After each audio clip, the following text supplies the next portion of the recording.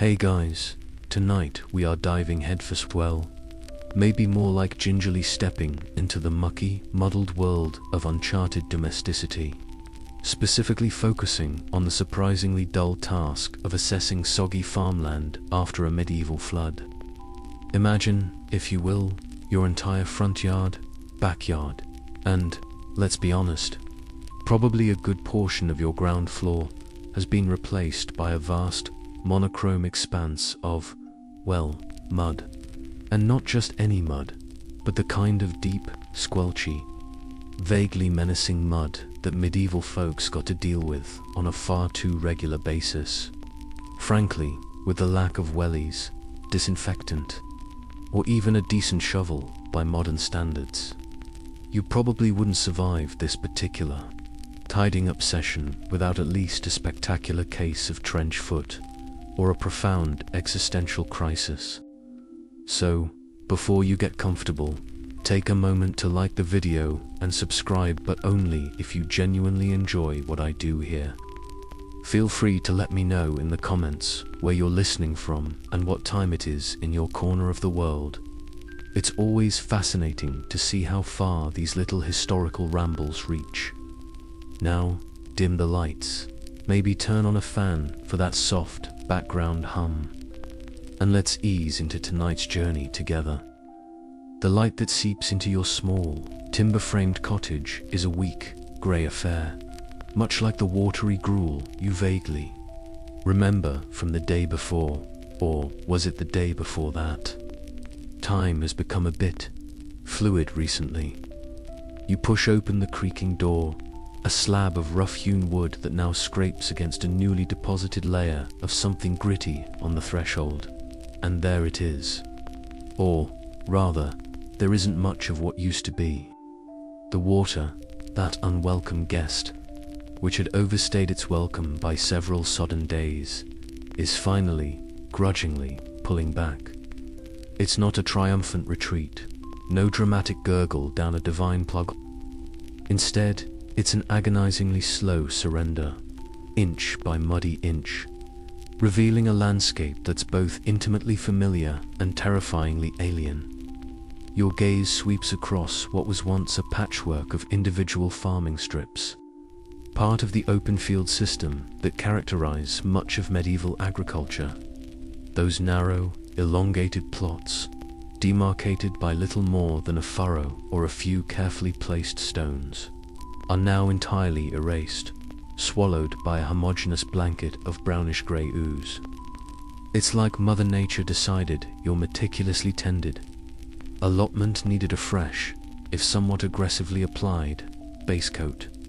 Good luck figuring out where your precious beans were supposed to be, let alone your neighbor, Willem's, patch of dubious-looking turnips. The gentle undulations of the land, the familiar dip by the old oak, the slight rise towards the common pasture, they're all softened, blurred, rendered almost abstract by the clinging silt. It's a truly minimalist aesthetic, if you're into that sort of thing, which, surrounded by this much damp, you're probably not. The air is thick with the smell of wet earth, decaying vegetation, and a faint, unsettlingly fishy aroma, even though the nearest significant river is a good half-day's walk. Little rivulets of murky water still snake their way across the surface, carving new, temporary paths towards whatever new lowest point they can find. You can hear the constant, monotonous drip, drip, drip from the eaves of your cottage, from the saturated branches of the lone surviving apple tree, from, well, pretty much everywhere. It's the soundtrack to this new, soggy world. Every so often, a clod of earth, heavy with moisture, detaches itself from a bank or the side of a half-submerged it with a soft, sucking plop. You spot something bright yellow clinging to a piece of driftwood near what used to be your herb garden. A strange, gelatinous blob.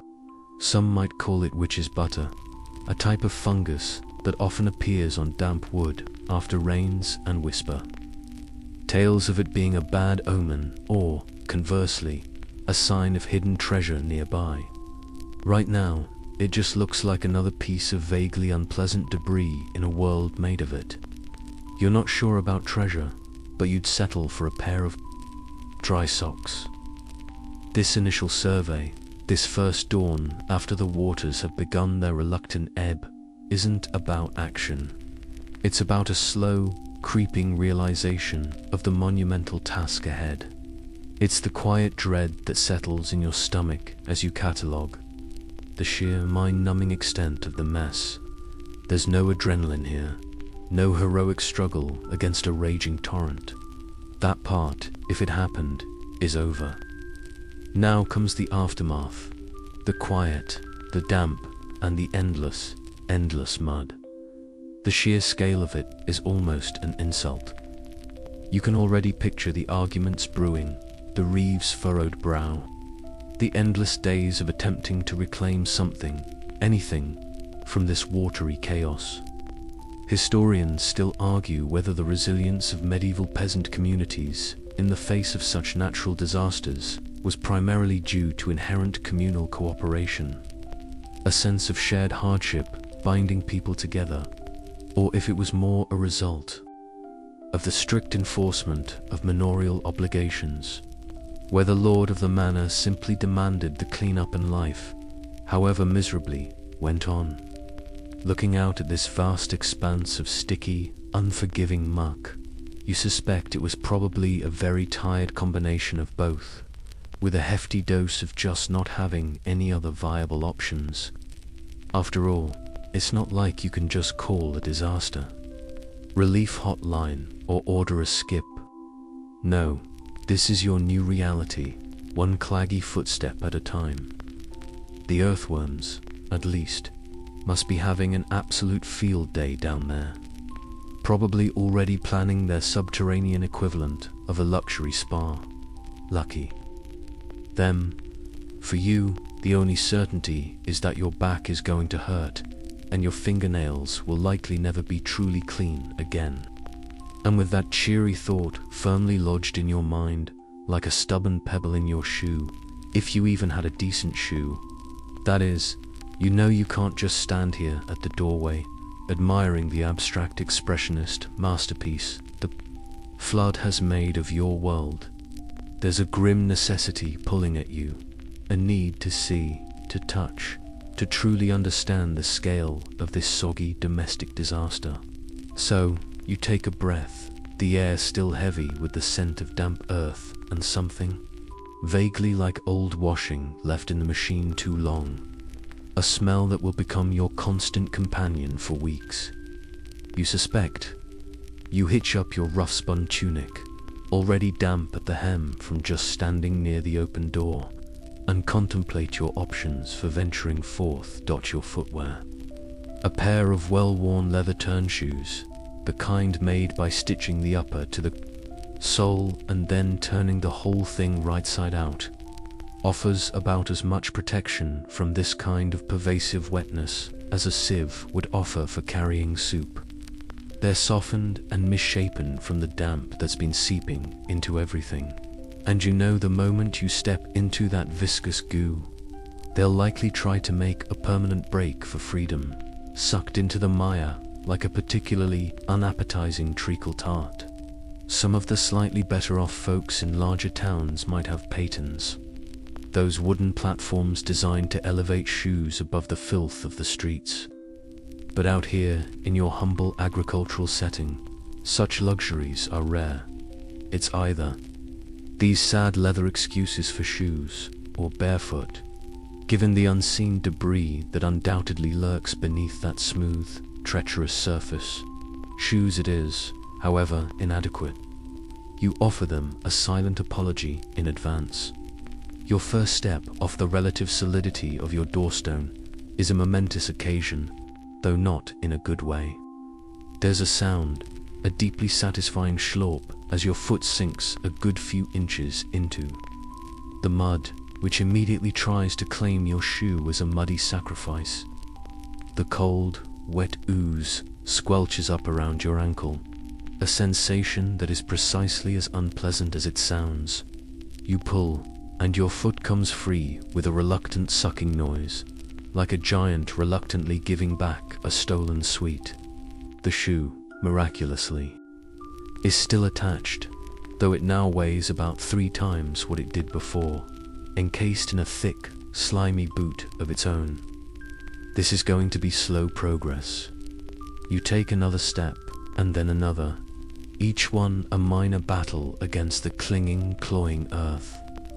It's less like walking and more like performing some kind of avant-garde interpretive dance dedicated to the god of stickiness.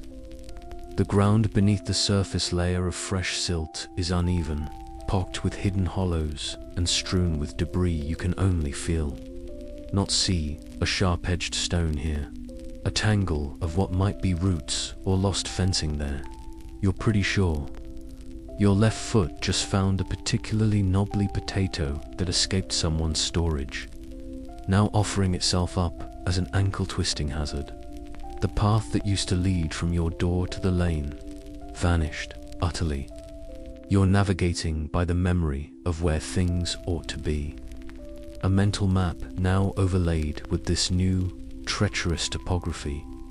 The small outbuilding where you kept your meager collection of tools and perhaps a few chickens, if they were lucky enough to be on high ground, is an island in a sea of muck. Reaching it looks like an expedition worthy of a much grander hero than you feel right now. Covered in what can only be described as primordial soup's less attractive cousin. You're not aiming for anything so ambitious on this first foray. Perhaps just to the edge of what used to be your cultivated strip, to get a clearer sense of how much topsoil has been scoured away, or, conversely, how much new, unwanted soil has been dumped. Every movement is an effort, a conscious calculation of balance and leverage. This isn't the invigorating morning constitutional your doctor, had you one, would recommend. It's more of an extreme exfoliation treatment for your lower legs, courtesy of Mother Nature's slightly over-enthusiastic spa day.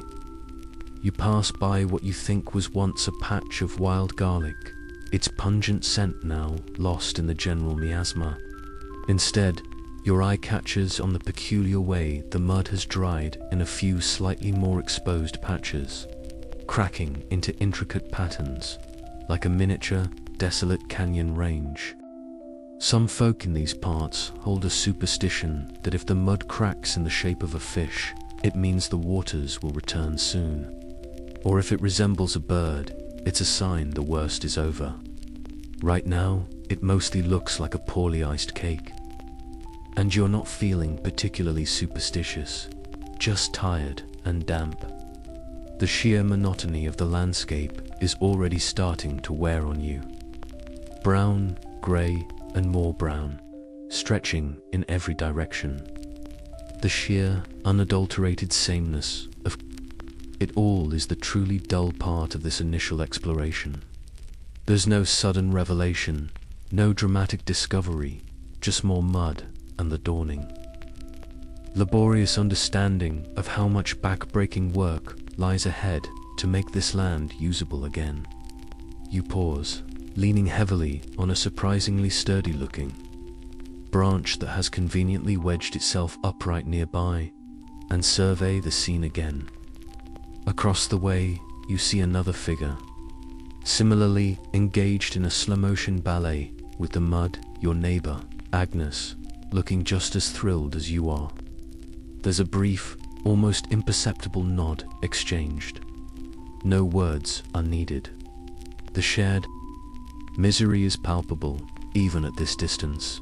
Historians still argue whether the immediate post-flood period saw a temporary suspension of social hierarchies, with everyone mucking in together regardless of status, or if the crisis further entrenched existing power dynamics as people instinctively sought guidance or orders from local leaders like the reeve or bailiff.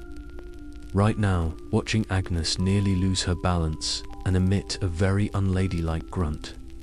It feels like the mud is the great leveler, a democratic force afflicting Peasant and, were he here, probably even the lord of the manor, with equal, sticky disdain, though you suspect the lord is currently somewhere very dry, complaining about the quality of his imported wine. It's a comforting, if entirely uncharitable, thought.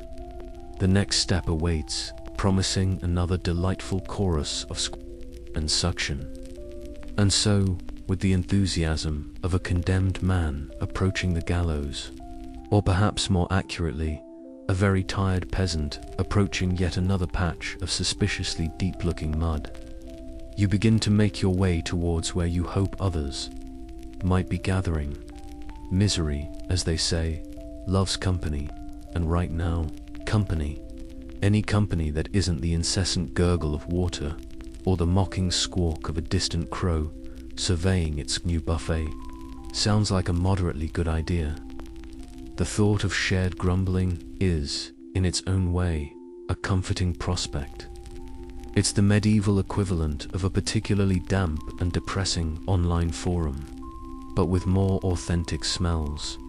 The journey to the slightly higher ground near the village green, or what used to be the village green and is now more of a lumpy brown porridge, is an epic in miniature. Each step is a negotiation. Your feet, encased in their muddy cocoons, search for purchase, finding only slick clay or the treacherous give of waterlogged turf. You pass by the skeletal remains of what might have been Goodwife Annis's prized chicken coop, now looking like a collection of badly assembled twigs. You offer a silent prayer that her chickens were smarter than their flimsy accommodation. The air still hangs heavy, but now it's punctuated by the occasional distant shout or the even more distant, mournful lowing of a cow that has clearly had a worse morning than you. It's a sound that speaks volumes of damp discomfort as you approach the sorry-looking oak tree that marks the traditional, if informal, village meeting spot. You see them, a small, bedraggled cluster of your fellow villagers. They look like a collection of particularly unhappy garden gnomes who've been left out in the rain for a week. Faces are etched with weariness, clothes are uniformly mud-caked, and there's a collective slump to their shoulders that speaks of nights without proper sleep and days filled with annoying anxiety. Old Man Hemlock, the village's self-proclaimed expert on everything from weather patterns to the moral failings of the younger generation, is already holding court, or at least gesticulating wildly with a muddy stick towards the sodden expanse that was once his prized turnip field. You can't quite hear his words, but the tone of aggrieved outrage is universal. It's a sort of performance art piece titled, "My Turnips, Oh, the Humanity." You squelch your way closer, nodding a greeting here, offering a sympathetic grimace there. The conversation, as you join the periphery of the group, is a predictable but necessary litany of woes. "The water came right up to the doorstone, it did," mutters one woman, her voice flat. "Lost half me firewood, swept right away," adds another. Someone else is lamenting their inundated grain store, the precious flour now a paste suitable only for attempting to glue bricks together, if you had any dry bricks, that is. It's a chorus of quiet despair, each story a slight variation on the theme of water, mud, and loss. The sheer, unadulterated dullness of it is, paradoxically, what makes it so overwhelming. There are no heroic tales here, no dramatic rescues. Just the slow, grinding erosion of livelihoods by an indifferent force of nature. This is the bread and butter of medieval peasant existence. Hard work, often undone in moments by forces utterly beyond your control. The typical medieval village, often a nucleated settlement with houses clustered together and fields stretching out around, was designed for a degree of communal living. But a disaster like this truly tests the fabric of that community. You listen, you nod. You add your own tale of woe about the unidentifiable sludge currently occupying your herb garden and the worrying lean your cottage has developed on its northern side. It's a strange comfort, this sharing of miseries. It doesn't change anything, of course. The mud remains stubbornly mud-like. The losses are still losses. But the simple act of voicing them, of having them acknowledged by others in the same waterlogged boat, lessens the burden just a fraction. Someone makes a rather bleak joke about how at least they won't have to worry about drought for a while, and a few weak chuckles ripple through the group. It's not exactly stand-up comedy, but in these circumstances, you take what you can get. You notice a few children, surprisingly resilient, attempting to float bits of wood in a particularly large puddle. Their parents, too weary to scold them for getting even muddier. There's a lot of pointing at where the river used to be, pointing at where someone's fence posts have vanished, pointing at the high water mark stained on the side of the small stone church, which, being slightly more robustly built and on fractionally higher ground, seems to have weathered the immediate inundation better than most of the Waterlandorp homes. Amongst the practical complaints, a few more esoteric observations are shared. Old Mother Alara, who's known for her knowledge of poultices and even more for her dire pronouncements, mentions seeing an unusual number of frogs heading uphill before the waters rose.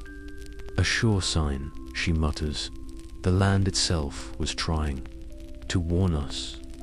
Historians still argue whether such communal gatherings in times of crisis primarily served a practical purpose of information exchange and informal damage assessment, or fulfilled a more crucial psychosocial need for collective reassurance and the reaffirming of social bonds.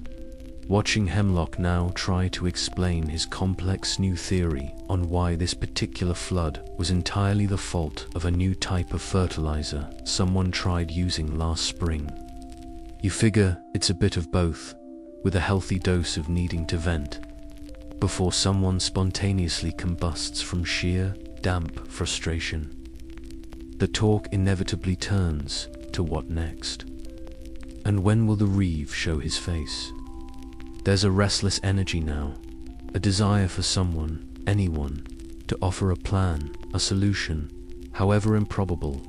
But for now, there's only this, the shared space of worry, the damp air, the smell of wet wool and despair, and the surprisingly dull, repetitive chorus of soggy sorrows. You all stand there, a small island of damp humanity in a sea of mud, waiting for the water to recede fully, waiting for guidance, waiting, perhaps, for a miracle, or at least a very, very large sponge. No miracle arrives, nor does a sponge of supernatural proportions, but eventually, after what feels like another age spent shifting your weight from one cold, damp foot to the other, a figure does appear, squelching with a certain air of reluctant authority towards your damp little gathering. It's Thomas, the village reeve. He's not riding a fine horse. The ground is far too treacherous for that. And besides, the lord of the manor isn't exactly generous with his equine resources for the likes of Thomas. No, he's on foot, just like the rest of you, and if anything, he looks even more weighed down by the mud and the moment than anyone else.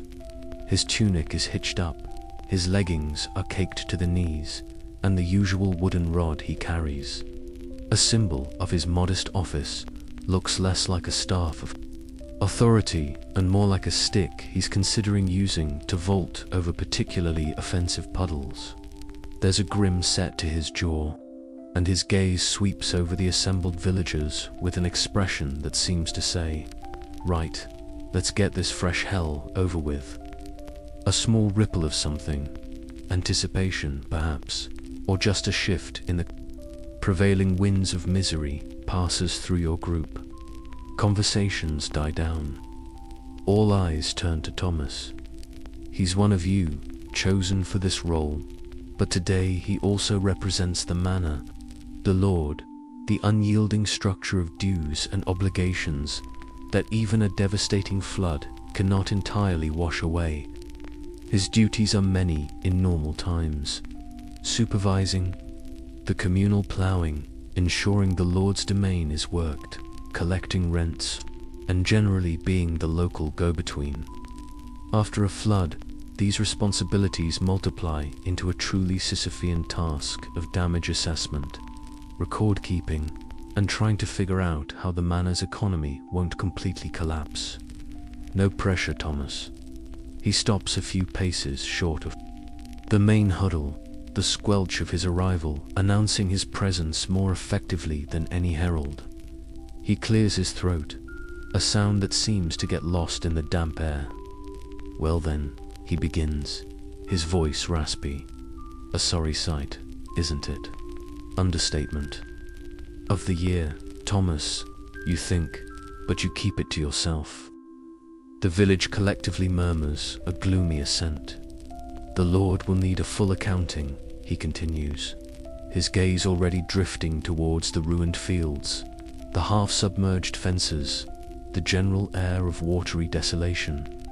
Every strip, every cottage, every lost animal. We start now. There's no grand speech, no words of soaring comfort, just the blunt, weary pragmatism of a man facing an impossible spreadsheet with only a blunt stick and his own tired eyes. He pulls a small wax-covered wooden tablet and a stylus from a pouch at his belt, the medieval equivalent of a very glitchy PDA. You can already imagine the joy of trying to make legible marks on damp wax with cold fingers while standing in 3 inches of mud. Some reeves, it's said, develop their own shorthand, a series of arcane symbols for different types: doff, damage, a wavy line for waterlogged, a cross for beyond all hope, a small sad face for even the rats have given up on this bit. You wouldn't be surprised if Thomas was inventing a few new ones on the spot today, mostly variations on RG. He turns first to Old Man Hemlock, who, despite his earlier theatrics, seems to deflate slightly under the reeve's direct, assessing gaze. Hemlock, your strips by the river. How many gone entirely, would you say? And so it begins. The slow, laborious, and soul-crushingly tedious process of trying to quantify a catastrophe. Hemlock launches into a detailed, if somewhat rambling, account of the precise location of every single turnip, the quality of his soil pre-flood, naturally, and the general unfairness of the universe. Thomas listens, occasionally interjecting with a curt question, his stylus scratching intermittently on the wax. You can almost hear the internal calculations, the mental effort of translating sorrowful narratives into something resembling data. He's not just counting losses, he's trying to gauge the future, estimate how much seed will be needed, how much labor to repair, how much the Lord's income will plummet, and, consequently, how much more pressure will be on everyone else, you. Watch him move from one villager to another, or rather, from one tale of woe to the next. He doesn't venture far into the truly boggy areas himself initially. Instead, he relies on the testimony of those who lived closest to the damage, his eyes constantly scanning, comparing the descriptions to the visible evidence. It's a slow, painstaking process. Historians still argue whether the medieval reeve was primarily perceived by villagers as an oppressive agent of the Lord, a constant reminder of their obligations and burdens, or as a necessary, if sometimes begrudged, local administrator who, for all his faults, understood their world. Watching Thomas now, his face a mask of weary concentration, you see a man caught in the middle. serving a master who is likely far removed from this muddy reality, while also dealing with the very real suffering of his neighbors. It's a role that probably didn't come with a handbook titled How to Win Friends and Influence People During Apocalyptic Flooding. He eventually makes his way towards your little patch of misery.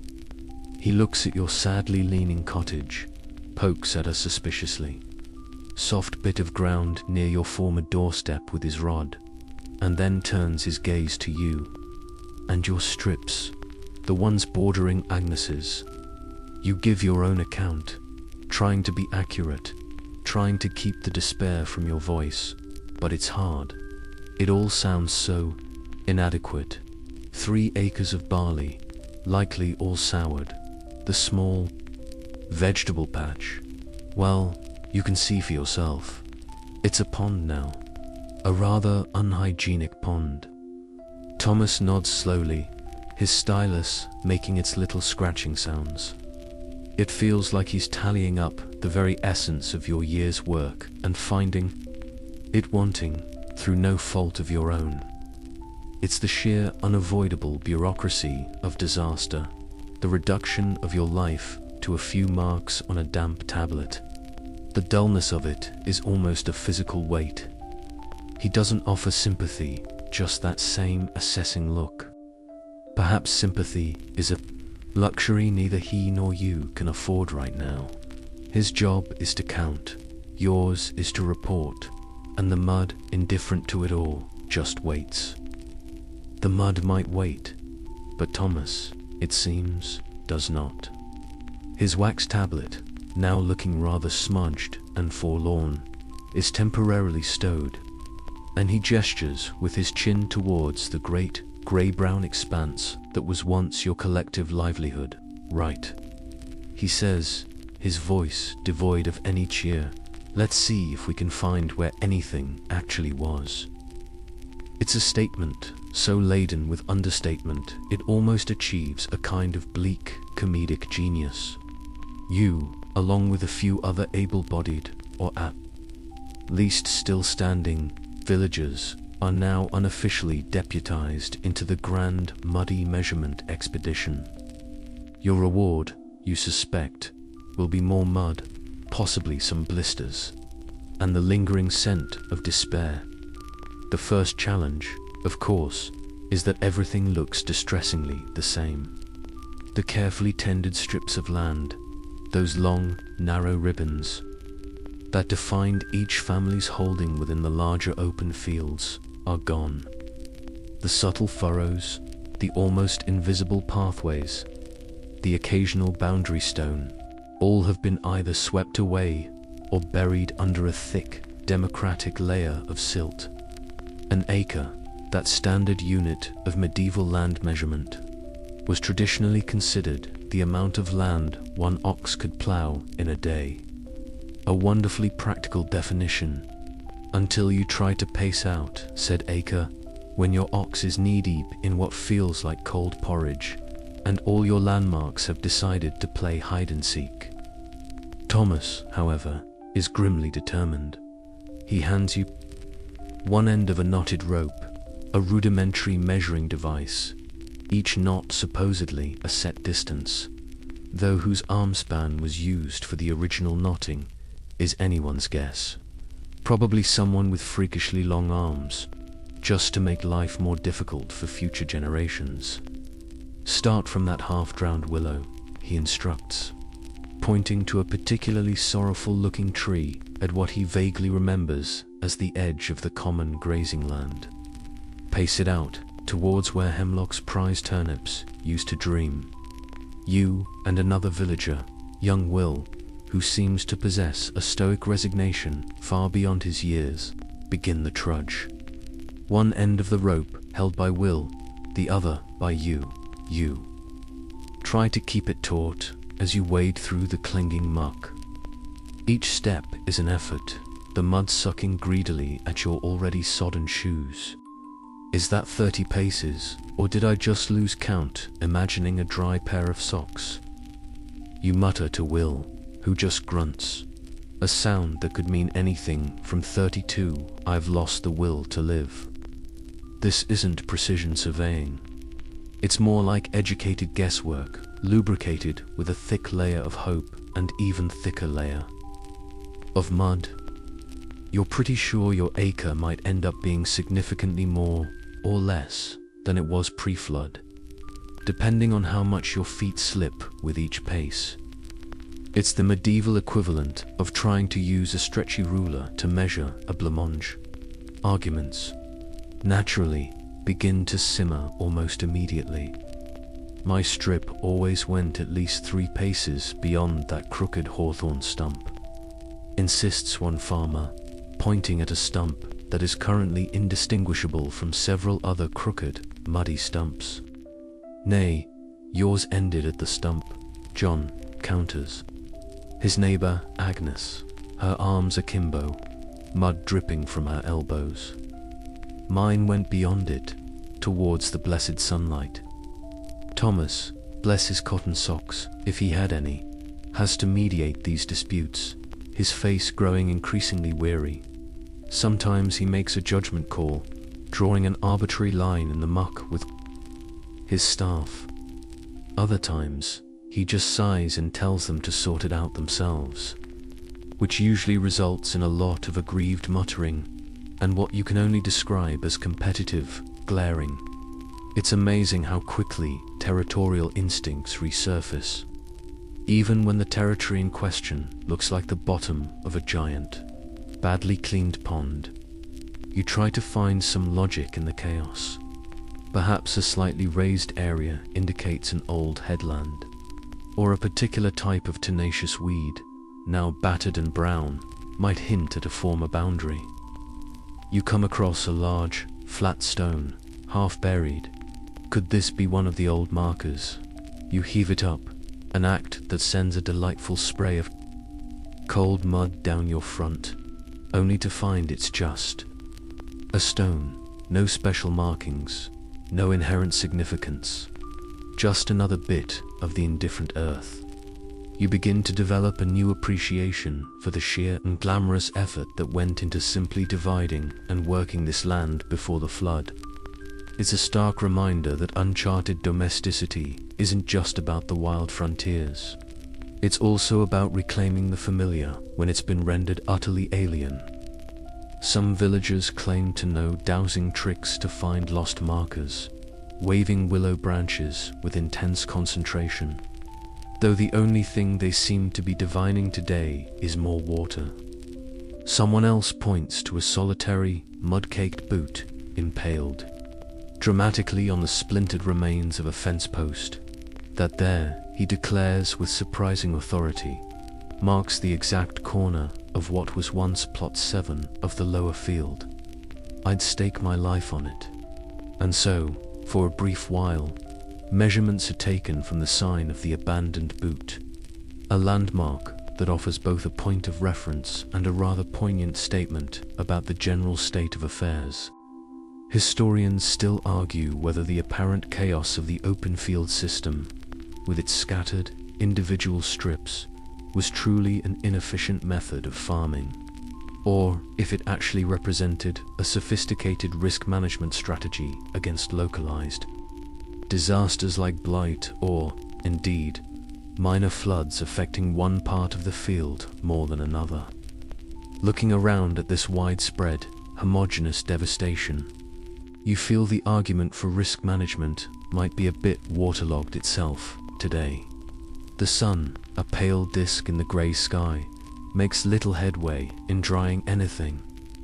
Hours seem to pass in a slow, squelching rhythm of pacing, arguing, adjusting the rope, and occasionally falling over. Your back aches, your feet are numb. The initial camaraderie of shared misery is starting to fray into individual pockets of weary frustration. This, you realize, is the true dull task. It's not just the mud. It's the repetitive, seemingly futile effort, the constant small defeats, the knowledge that even when you've measured it all, it's still just a sodden mess that will take months, if not years, to recover. And you're pretty sure your new talent for estimating the depth of mud by the pitch of the squelch it makes isn't going to be a marketable skill anytime soon. That particular skill, alas, remains unmonetized, much like the soggy land itself. But the dubious honor of field measurement, with its endless squabbles and even more endless mud, eventually gives way to a more intimate and arguably even duller examination, understanding exactly what this new topsoil delivery service, as you've sarcastically dubbed it in your head, has actually brought to your doorstep, or rather, to your field step. Thomas, having made his initial, sprawling notes on acreage and boundary disputes that would make a modern lawyer weep, now directs your attention downwards to the very stuff beneath your feet. It's time to read the silt, an activity that sounds about as thrilling as watching paint dry, except the paint is mud. And it's already dry in some patches, cracked and melancholic in others. You find yourself kneeling, a sensation that involves your knees sinking into cold, damp goo on what you believe is one of your own farming strips. The reeve has moved on to interrogate another section of the village, leaving individual landholders to make their own initial assessments of soil quality. Armed with a sharpened stick, or perhaps just your bare, already filthy hands, you begin to dig a small, exploratory pit. The top layer is fine, almost like flour, but a sickly grey color. This is the stuff that was suspended in the floodwaters for the longest, settling slowly as the currents stilled. You rub it between your fingers. It feels smooth, but a bit too dense, almost like clay. If this layer is too thick, it might form a cap, preventing air and future rain from icily reaching the original soil underneath, essentially suffocating it. Not exactly the free fertilizer one might hope for from a cataclysmic inundation. Beneath this fine grey powder, you hit a band of coarser material, gritty with sand and small sharp-edged pebbles. This would have been deposited when the were moving more swiftly, carrying heavier particles. Sand, in moderation, can be a blessing for heavy clay soils, making them easier to work, more friable, but too much sand, especially if your original soil was already light, can lead to poor water retention and a rapid loss of nutrients. It's like the flood couldn't decide on a theme for its interior decorating, so it just threw a bit of everything at you. You can already hear the village elders debating the merits of sandy inundation versus clay deposit for seasons to come, each with their own anecdotal evidence from the great flood of whenever dash was dash, that dash, no dash, no dash, one dash, quite dash, remembers dash, but dash, it dash, was dash, definitely dash, worse dash, than dash, this dash, one dot, single quotes, deeper still. If you can bear to excavate further into this depressing geological trifle, you might eventually reach your original topsoil, or what's left of it. Sometimes it's scoured away entirely, leaving only the less fertile subsoil. Other times, it's miraculously intact, protected by the sheer volume of muck dumped on top. Today, as you dig, you find a dark, crumbly layer that smells faintly of the good earth you remember. Hope, a small, tired bird, gives a feeble chirp in your chest. But then you notice the debris mixed within the deposited layers, tangled roots from unknown trees, splinters of wood that could have come from anywhere, even a few sodden, unidentifiable lumps that might be decomposed. Well, best not to dwell on that. Medieval farmers certainly understood the value of different soil types. The heavy clay that held water, the light loam perfect for barley, the sandy soils that warmed quickly in spring. They knew that alluvial deposits, the rich sediments, laid down by rivers in their floodplains, could be incredibly fertile, the basis of civilizations like Egypt along the Nile. But this chaotic jumble delivered by an angry torrent feels less like a gift from the gods and more like nature, tidying up its messy attic and dumping the contents on your head. You look around, others are similarly engaged, small muddy figures dotted across the landscape, each performing their own amateur soil analysis. There are murmurs of discovery. Found a layer of pure gravel here that's no good for anything but breaking plowshares. Or mine's all sticky marl. It'll be like trying to till treacle. Occasionally, a more unusual item is unearthed from the silt. A lost horseshoe, a child's wooden toy, even in one startling instance down by the river bend, the almost complete skeleton of a drowned sheep, looking surprised even in death. These small, tangible links to the before world are almost more poignant than the vast abstract scale of the devastation. Some older folk believe that if you find a perfectly smooth, white pebble in the flood silt, it's a sorrow stone, and burying it again with a sprig of rosemary will help the land forget its grief. You haven't found any sorrow stones, just a lot of regular, annoyingly sharp ones. Historians still argue whether medieval farmers had a sophisticated theoretical understanding of soil science and amendment techniques. Crop rotation, marling, and the use of manure were certainly common practices, or if their methods were largely based on centuries of tradition and empirical observation, passed down from one generation to the next, without a deep dive into the chemistry involved. Watching your neighbor, sniff a handful of mud with the intensity of a wine connoisseur assessing a rare vintage, then declare it too mournful for planting beans, you suspect it was a healthy mix of practical wisdom and a dash of what might politely be called agricultural intuition. The important thing wasn't knowing why certain soils behaved certain ways, but knowing that they did, and how to best coax a meager living from them, flood or no flood. Right now, your intuition is telling you this soil is mostly just very, very sad and probably needs a long nap before it's ready to face the world of productive agriculture again. The soil might be sad, but at least it doesn't look back at you with mournful, accusing eyes, which is more than can be said for some of your other, more animate, farm companions, or what's left of them. Once the initial, muddy survey of the land itself has been grimly undertaken, attention inevitably turns to the livestock, a task that promises fresh layers of heartbreak on top of the already well-established misery. This isn't just about economic loss, though heavens know that's a crushing weight in itself.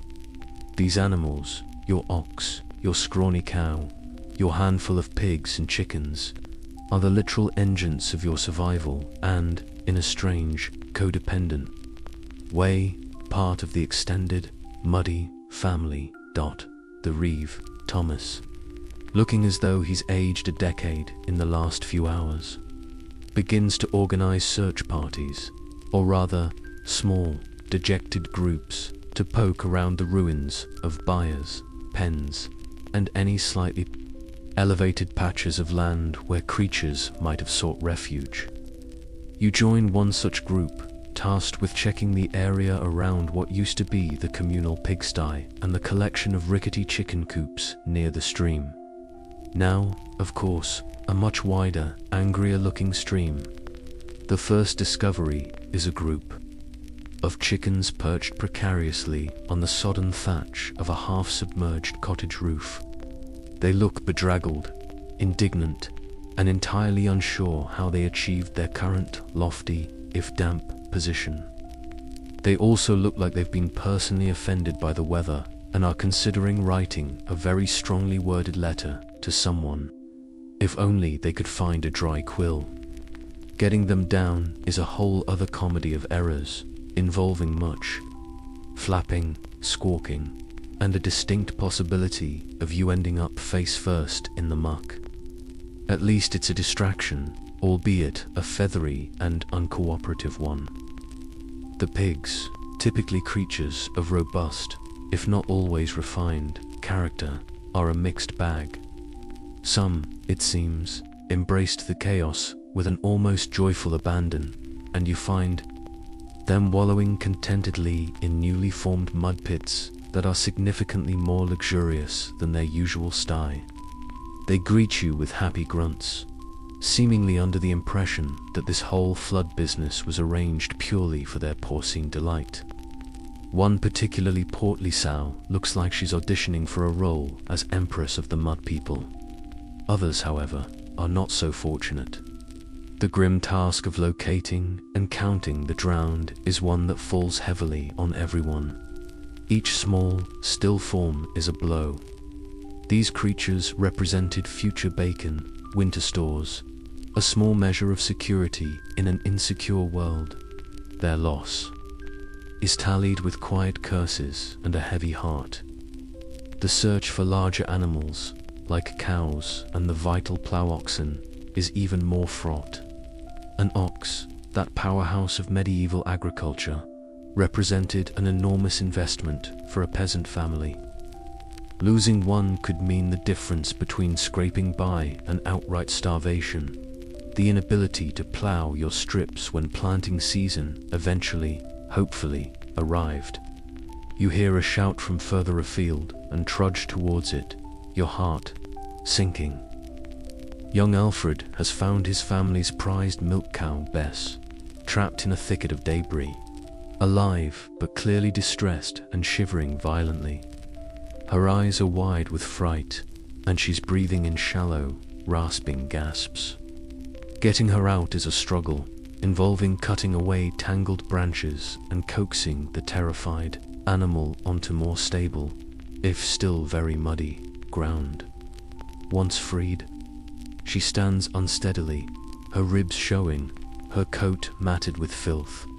She needs warmth, care, and what little good fodder can be scrounged, but her chances, like so much else around here, feel precarious.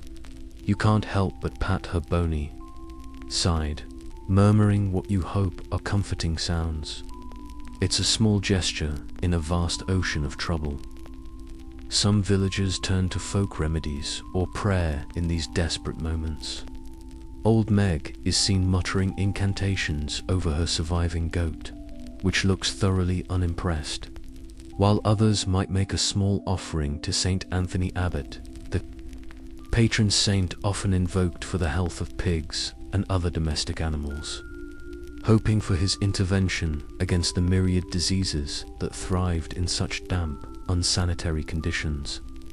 Murrain, lung sickness, foot rot, the litany of potential ailments is almost as long as the list of lost hopes. Historians still argue whether the primary cause of large-scale livestock mortality in medieval disasters was direct drowning or injury during the event itself, or the subsequent, slower ravages of disease and starvation due to the widespread loss of fodder and grazing. Looking at poor, shivering Bess, you suspect it's a cruel combination of all of them.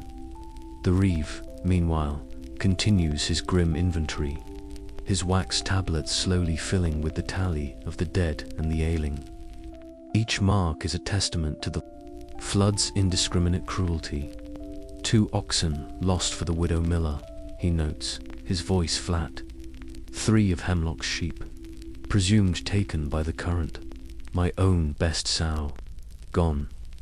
There's a shared understanding in these announcements, not just of the numbers, but of the stories and the struggles behind them. It's the quiet, dull ache of communal loss, made up of countless individual griefs.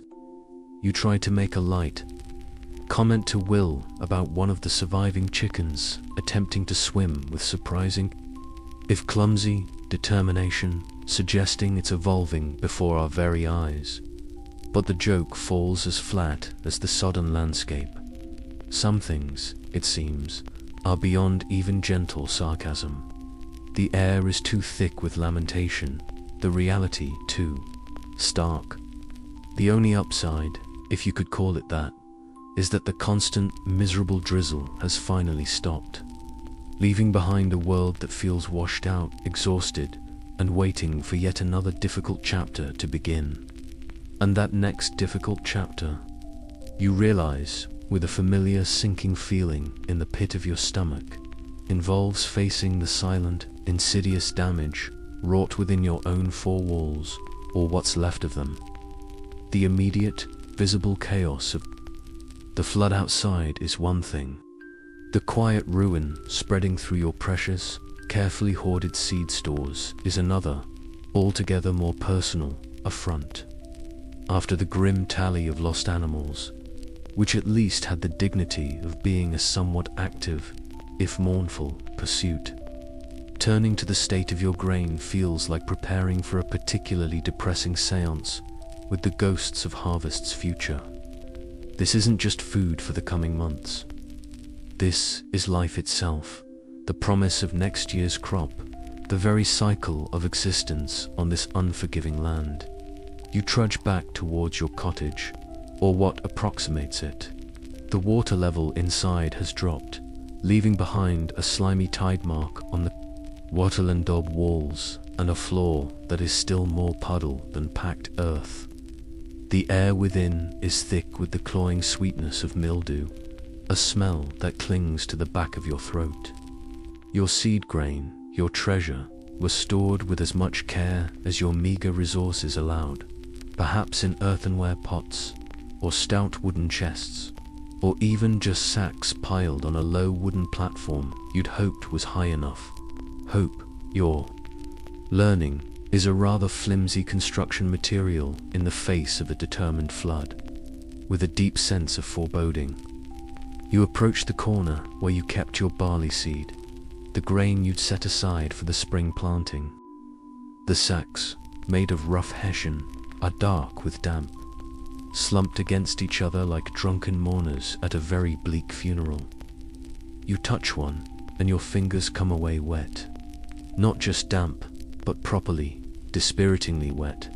Untying the knot at the top of the first sack feels like unwrapping a particularly unwelcome gift. You peer inside. Instead of the clean, dry kernels you so carefully winnowed and saved, you're greeted by a matted, sprouting mess. Some grains have already sent out pale, desperate little shoots, as if trying to outgrow the encroaching rot. Others are coated in a fine grayish-white fur, the unmistakable bloom of mold. It's an unintentional, artisanal, pre-fermented batch of future despair. You plunge your hand in, a truly grim, lucky dip. The grain feels warm, a sign of the decomposition well underway. The smell is sour, acrid. This isn't seed anymore. It's a science experiment gone horribly wrong. You try another sack, and then another, your heart sinking with each new discovery of ruin.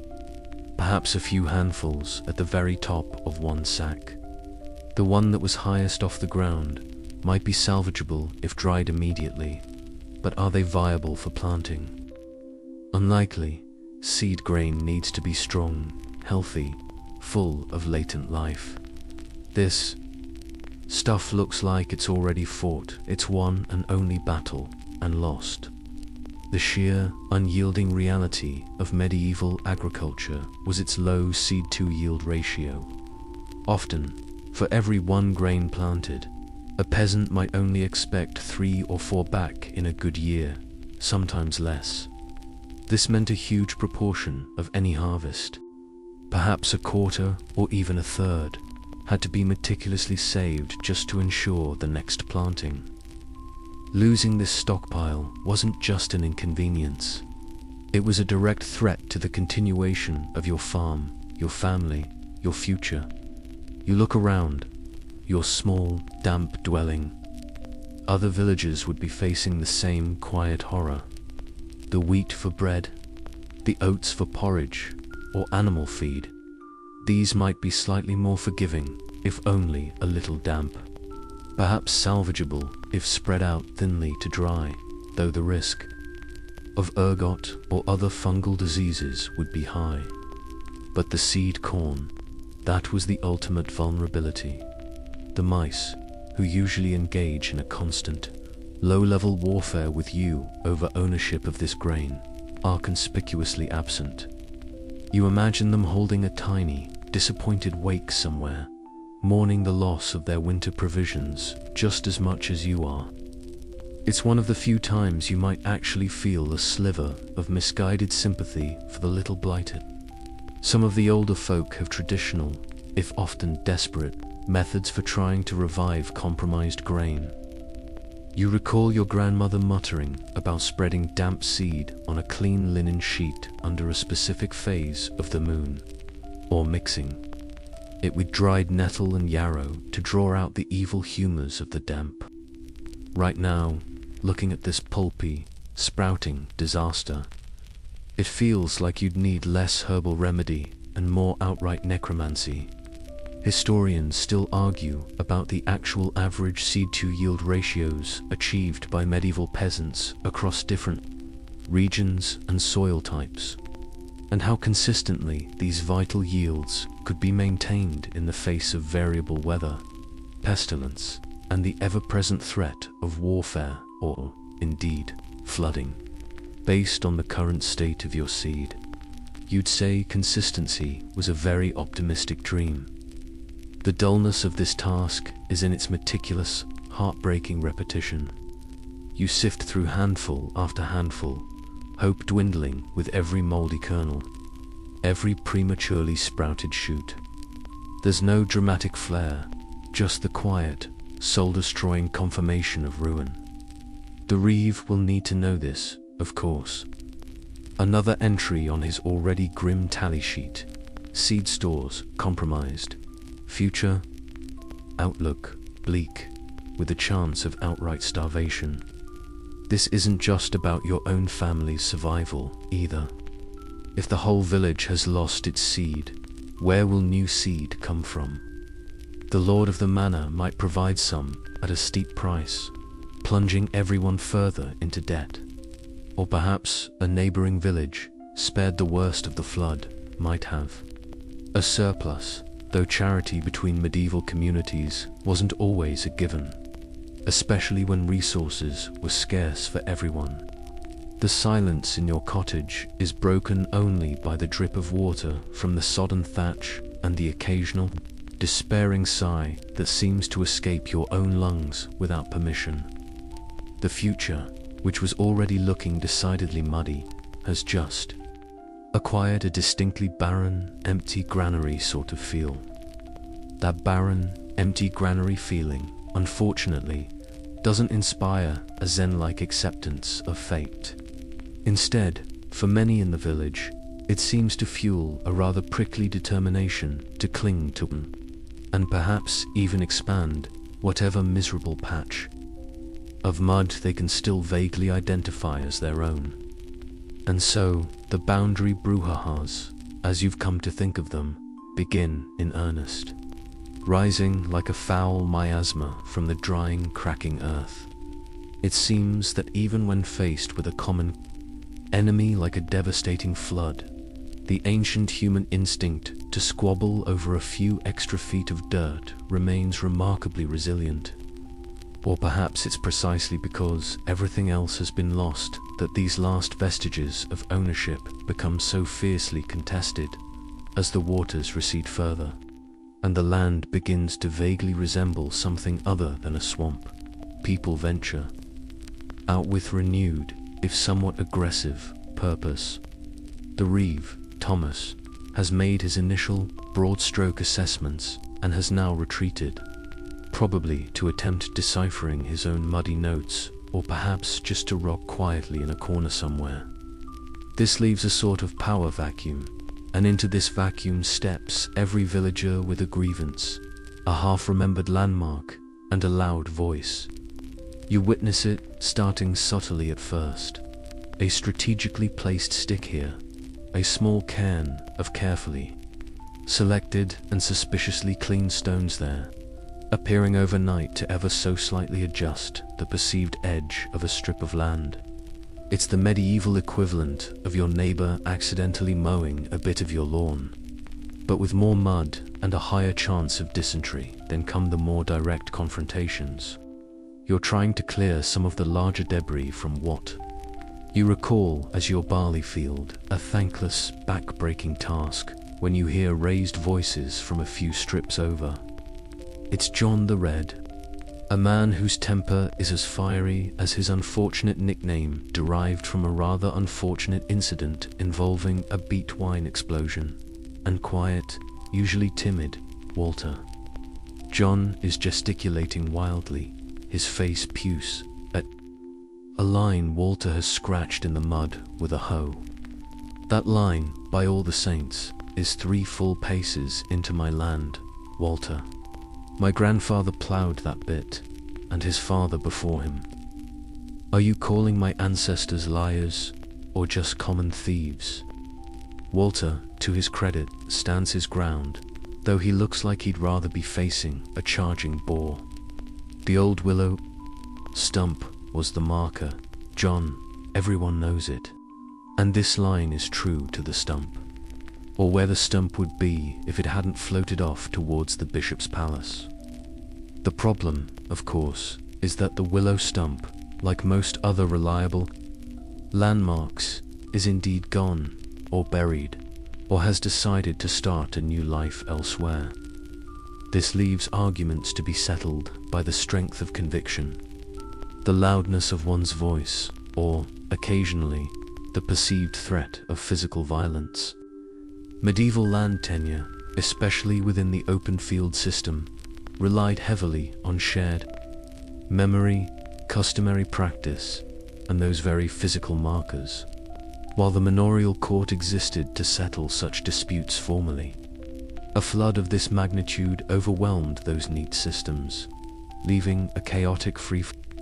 Each peasant had rights to cultivate their designated strips, often scattered across several large fields, but proving the exact metes and bounds after nature had hit the reset button was a monumental challenge. It's amazing how passionately someone can argue over a patch of land that currently resembles a hippopotamus's preferred spa treatment. You try to stay out of it, mostly. Your own boundaries are as vague as anyone else's, but you're not much of a shouter, and your energy is better spent. You feel on the Sisyphean task of clearing your own plot, however ill-defined, but sometimes the brouhaha comes to you. You return to your strip after a brief, fruitless search for a usable rake, only to find a new, rather optimistic-looking stick planted a good 2 feet into what you were sure was your territory. No accuser present, just the silent, impudent stick.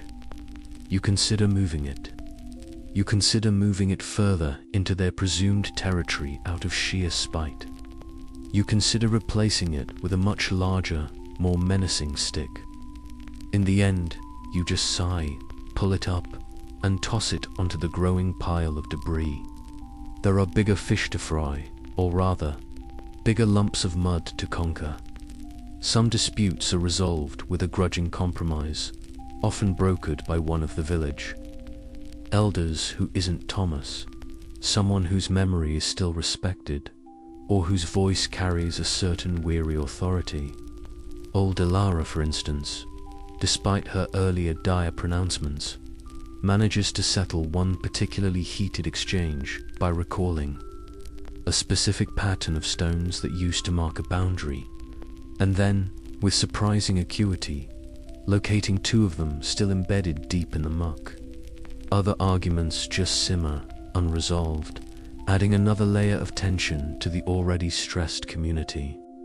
You hear tales of particularly colorful curses being invoked, some involving the reproductive capabilities of a neighbor's prize and possibly mythical goats, or wishes for their next batch of ale to taste perpetually of frog spawn. It's all very mature and constructive.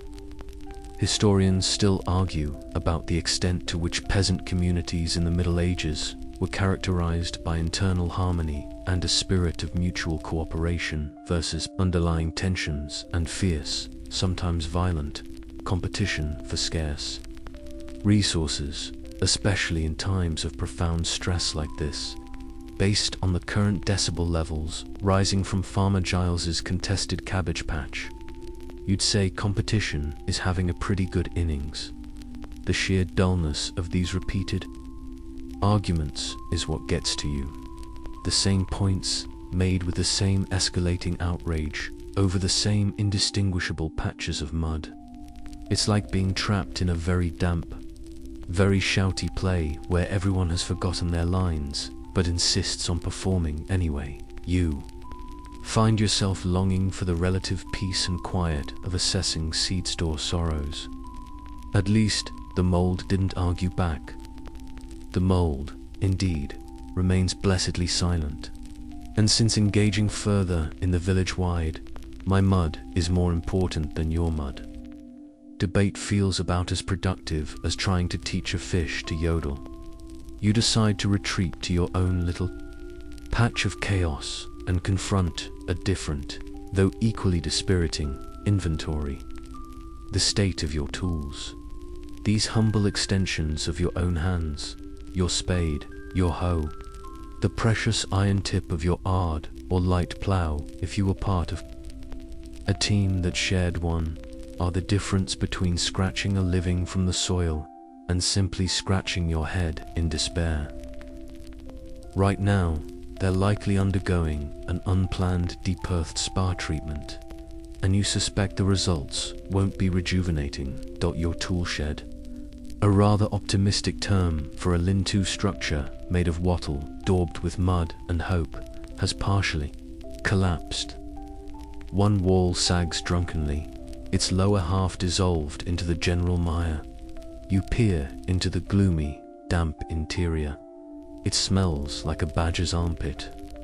Your tools, those that haven't floated off to start a new life in a different county, are buried under a layer of fallen thatch, mud, and general detritus. It's like an archaeological dig, but instead of discovering ancient treasures, you're hoping to unearth a vaguely serviceable rake. The excitement is, as you can imagine, palpable. You start by gingerly pulling away the sodden debris. Your wooden spade is the first to emerge. Its handle, once smooth from use, is now slimy and pocked with what looks suspiciously like the beginning of rot. The narrow iron shoe at its tip, a precious piece of metal, is caked in a thick rind of rust-colored mud. You set it aside with a sigh. Next, a billhook, its curved blade ideal for clearing brush, now looking more like a prehistoric fossil.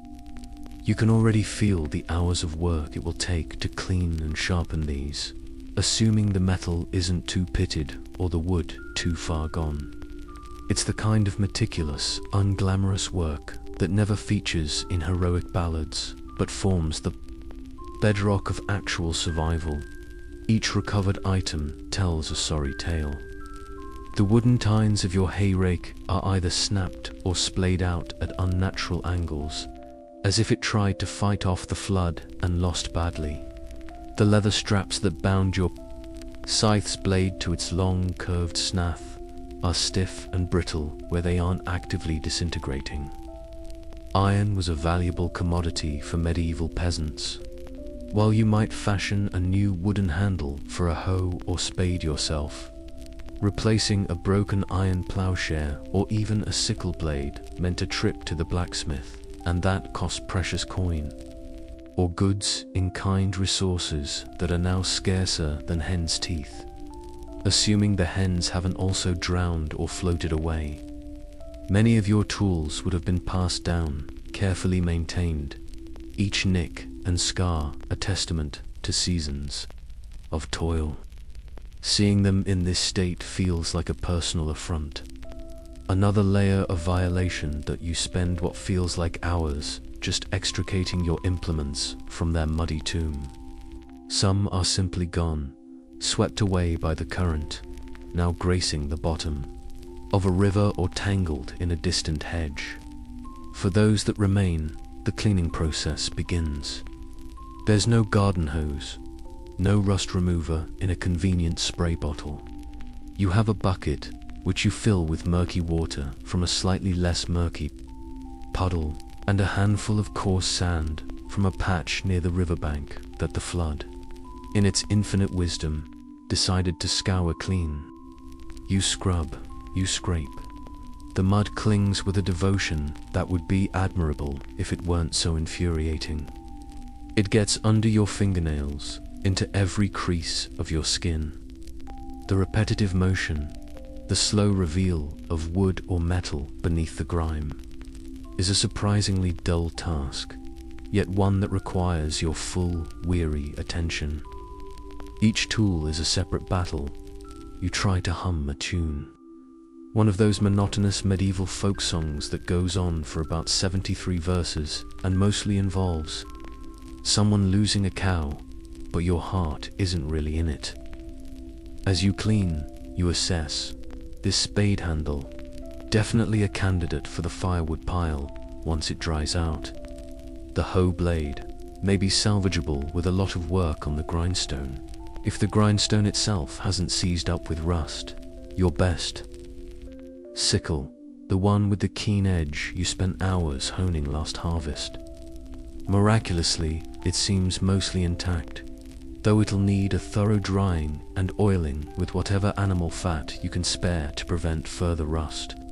It's a small victory, but you'll take it. You recall Old Man Hemlock's insistence on always storing his tools, blade up, and whispering a prayer to Saint Eloi, the patron saint of blacksmiths and metal workers, before putting them away for the winter. Perhaps there was something to his superstitions after all, though you suspect the specific orientation was less about divine favor and more about letting dampness drain away. Historians still argue about the rate of technological innovation in peasant agricultural tools during the High Middle Ages. Was it a period of slow, incremental change, with designs remaining static for centuries? Or were there more significant localized adaptations and improvements driven by peasant ingenuity? Looking at your battered, simple tools, it feels like innovation probably took a backseat to sheer dogged perseverance and the ability to make do and mend. These implements weren't designed for aesthetic appeal or ergonomic comfort. They were built, often crudely, for one purpose: to wrest a living from the earth. And now, even that basic function is in jeopardy. The thought of trying to till the compacted silt-laden fields with these compromised tools is enough to make your already aching back twinge in preemptive sympathy. It's like being asked to paint a masterpiece with a stick and a bucket of mud. Oh wait, you're already doing the mud part. And as you sit there, contemplating your future career as a critically acclaimed mud sculptor, an occupation with surprisingly few perks and even fewer paying customers, you imagine another, even chillier thought begins to seep into your already damp and weary brain. It's a thought far more insidious than broken tools or ruined fields, the thought of rent and tithes and the myriad other obligations that tie you to this land, obligations that the flood, in its inconsiderate rampage, entirely failed to wash away. The mud may have claimed your barley, drowned your chickens, and turned your prized turnip patch into a rather unappetizing pond. But it hasn't, alas, dissolved the manorial ledger or the church's keen expectation of its 10%. You lean back against the still damp wall of your cottage, the momentary relief of having sorted your tools giving way to a fresh wave of anxiety. Rent. It's a word that looms large in the peasant vocabulary. Whether you're a villain, bound to the soil and owing labor service on the Lord's domain for several days a week, or a slightly freer tenant paying dues in cash or kind, the obligation is always there, as relentless as the changing seasons. That patch of land you toil on, the one currently doing a passable imitation of a primeval swamp, isn't truly yours. It belongs to the lord of the manor, and he expects his due for the privilege of you working yourself to the bone on it. Usually, this might involve a portion of your harvest, a few bushels of wheat, a measure of barley, perhaps a plump goose at Michaelmas if you were lucky enough to have one survive both the fox and the flood. But what do you offer when your harvest is a slurry of silt and despair? You can hardly present Lord Beaumont with a generous share of this year's premium mud harvest, sire, freshly sieved. Then there's the tithe, the 10% of your produce, owed to Holy Mother Church. 10% of everything, grain, livestock, even the meager vegetables from your garden. It's meant to support the local priest, maintain the church fabric, and aid the poor, though how much actually reached the poor was often a matter of some debate. In normal times, it's a significant outgoing. In times like these, when everything has been reduced to next to nothing, the concept of giving away a tenth of that nothing feels like a particularly cruel cosmic joke. You wonder if the priest will accept your tithe in slightly used despair, or perhaps offer a discount for water damage. The thought almost makes you smile, but the expression gets lost, somewhere between wariness and worry. These anxieties aren't loud and boisterous like the boundary disputes. They are a quiet internal hum of dread, a cold knot in your stomach that tightens with each passing hour. You might discuss it in hushed tones with your spouse, if you have one, or a trusted neighbor, casting nervous glances around as if the very air might carry your worries to the reeve's ears. What will Thomas report to the Lord? His wax tablet, filled with its grim catalogue of ruin, will eventually make its way up the chain of command. Will the Lord be understanding? Will he grant a reprieve, a reduction in dues for this year? Some lords were known for a degree of paternalism, understanding that a ruined peasantry couldn't produce anything in the long run. They might offer seed corn on loan at interest, naturally, or suspend labor services temporarily to allow villagers to focus on their own recovery. Others, however, were driven by a less forgiving bottom line, demanding their dues regardless of circumstance, leaving peasants to fall deeper into debt or risk losing their holdings entirely. The consequences of non-payment were dire, while outright eviction was a last resort, especially for an otherwise reliable villain tied to the land. It wasn't unheard of. More commonly, the Lord might seize what little movable property you had left: a cooking pot, your remaining chickens, perhaps even the very door off your cottage, though that was usually a sign things had gotten catastrophically bad. For freemen, debt could lead to even more precarious situations. The fear isn't just of hunger now, but of losing the very right to occupy this small, muddy space you call home. Some peasants, in dire straits, might attempt to present a formal plea to the manorial court, perhaps offering a clod of blighted earth from their ruined strip as tangible evidence of their plight, begging for mercy. It was a gamble, relying on the Lord's mood or the steward's compassion. Historians still argue about the degree of flexibility within the manorial system when faced with widespread peasant hardship. Were lords primarily driven by immediate profit maximization, or did notions of paternalism and mutual obligation, however strained, play a significant role in their responses to crises like famine or flood? From your current vantage point, squinting at a horizon that promises only more hard work and uncertainty, paternalism feels like a rather distant and unreliable concept. You find yourself mentally tallying your potential assets, versus your certain liabilities. Assets: a few damp tools, a profound understanding of mud stratification, and a slightly hysterical chicken named Agnes after your neighbor, in a moment of whimsy you now regret.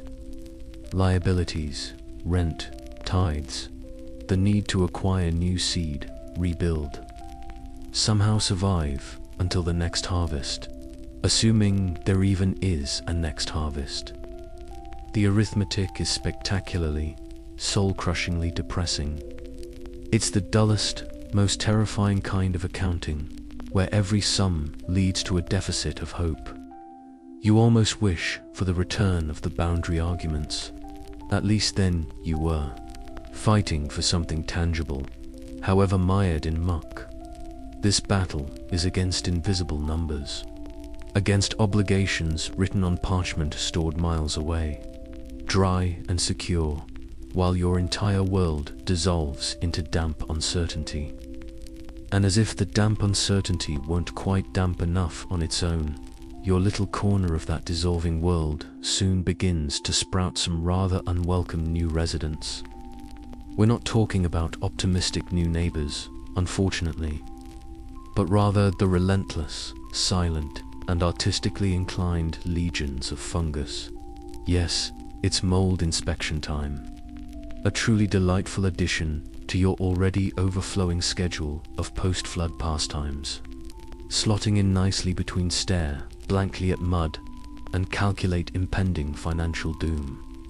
It seems that nature, having already redecorated your fields with a generous layer of silt, has now decided your interior decor could also use a radical, if somewhat furry, makeover.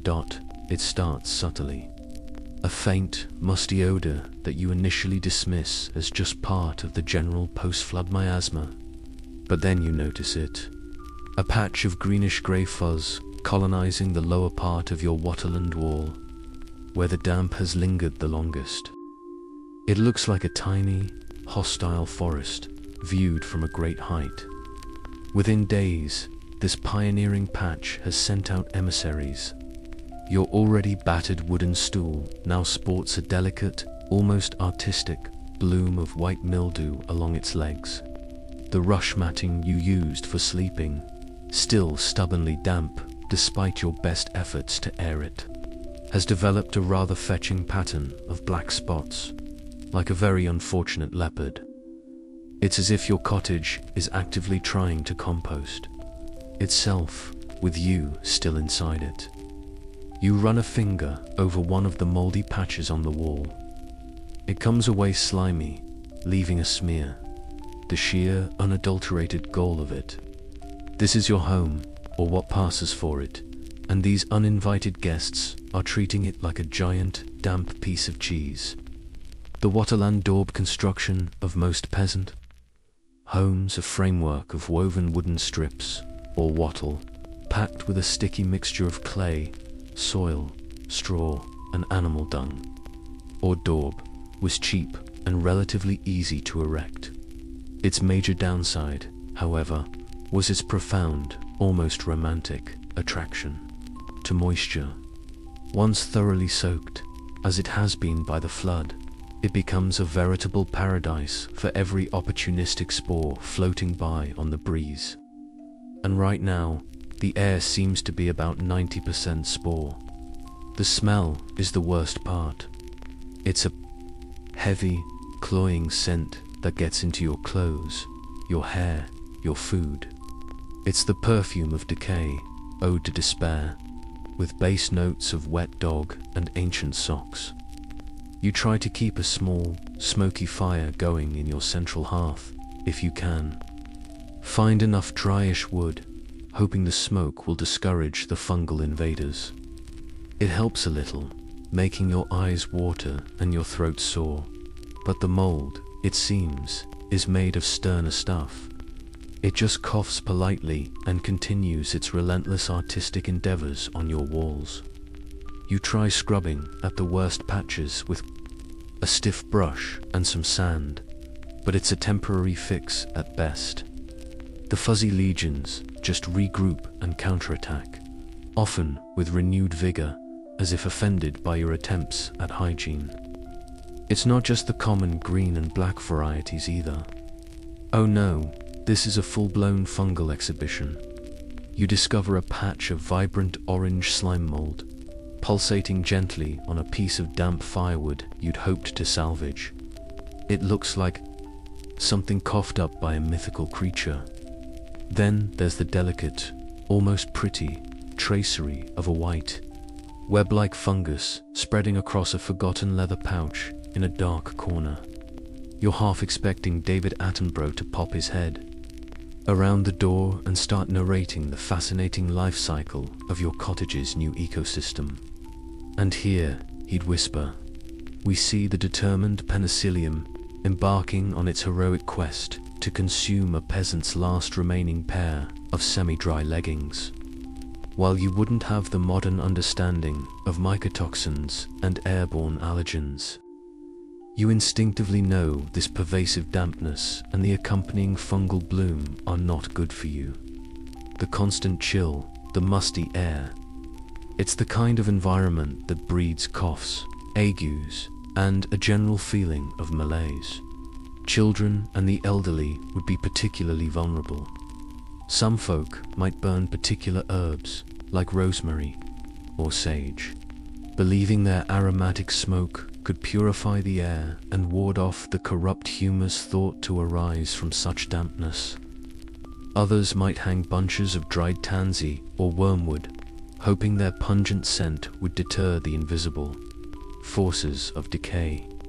You even hear of one villager, Old Man Hemlock of course, attempting to negotiate with a particularly aggressive patch of yellow mold by leaving it a small offering of probably already spoiled milk. Historians still argue about the typical lifespan and health profiles of medieval peasants, and the precise impact of pervasive environmental factors like endemic dampness and poor sanitation on their susceptibility to disease, especially in the aftermath of a widespread disaster like a flood. Looking at the new furry wallpaper your cottage is sporting, you'd wager those factors had a pretty significant impact. The sheer tedious repetition of trying to combat this encroaching wilderness is the dull task du jour. Wiping, scrubbing, airing things out in the brief, watery glimpses of sun, only to find the damp and the mold returning with the next shower or the evening chill. It's a constant low-level battle against an enemy that reproduces faster than you can say, pass the scrubbing brush.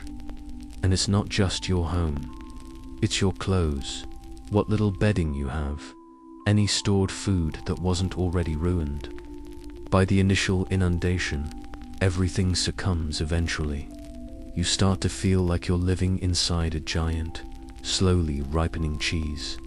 And you're not entirely sure you're not on the menu. Given that your current menu options seem to hover somewhere between slowly decomposing and interestingly furry, it's perhaps no surprise that the human mind, even your own incredibly weary one, starts searching for explanations beyond the purely practical, and perhaps even for solutions that don't involve a scrubbing brush. And that's when the folklore really starts to flow, thick and murky as the floodwaters themselves. As the immediate, frantic activity of assessing and salvaging gives way to the longer, duller ache of recovery, the stories begin to circulate, whispered around the sputtering communal fire or shared in hushed tones as you all pick through debris. These are the tales of why and what if, and perhaps, just perhaps, how to stop it from ever happening again. Old Man Hemlock, naturally, is a prime purveyor of such wisdom. His earlier turnip-related despair now channeled into a series of increasingly elaborate theories.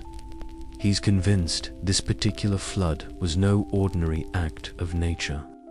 Oh no, according to him, it was directly caused by young Thomas Fletcher, the cooper's son, who was seen whistling a jaunty tune while crossing the old footbridge on a Thursday. A clear provocation to the river spirits, as everyone who wasn't a complete fool apparently knew. You make a mental note to avoid jaunty whistling on Thursdays, or possibly any day ending in Y, just to be on the safe side. It's as plausible as any other explanation you've heard recently, and certainly more entertaining than counting mold spores. Then there's Old Mother Alara, her eyes bright with a knowing, slightly unsettling gleam. She speaks of omens ignored. Saw 3 crows fly in widdershins round the church tower a week before the rains. She rasps to a captivated, if damp, audience. And the river, it had a hungry sound to it, a deep grumbling in its belly. Signs, they were. But folks today, they don't listen to the old ways. Her remedies are equally unique. For the lingering coughs and agues that are starting to plague the village, she prescribes a poultice made from 7 specific types of mud each, apparently with its own unique therapeutic property, mixed with goose grease and the expressed wishes of a left-handed virgin. Finding all the ingredients, especially the last one, on short notice, seems like a significant challenge, probably more so than just enduring the cough. You hear tales of why the flood chose your village. Perhaps it was divine retribution for some forgotten communal sin, a lack of piety, a disputed tithe payment from 3 generations ago, that unfortunate incident involving the priests, escaped pig and the May Day celebrations.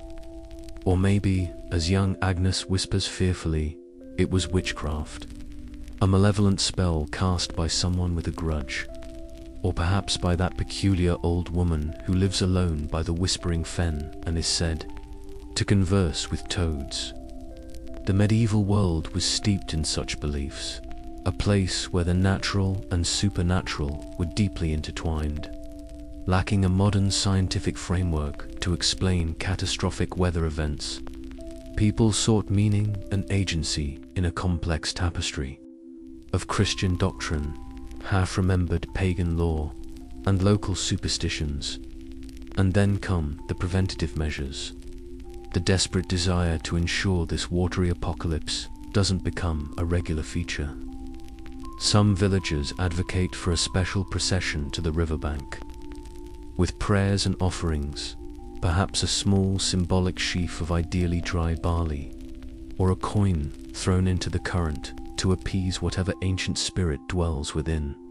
Others talk of specific charms. It's said that if you bury the egg of a black hen, laid on a Friday, at each corner of your field, it will create a barrier against rising waters. Getting a black hen to cooperate with that laying schedule, however, is another matter entirely.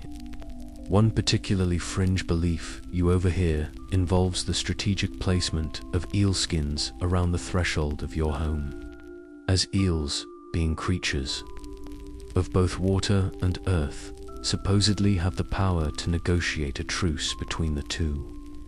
You briefly contemplate the practicalities of acquiring and skinning enough eels, and decide your current level of mold is probably preferable.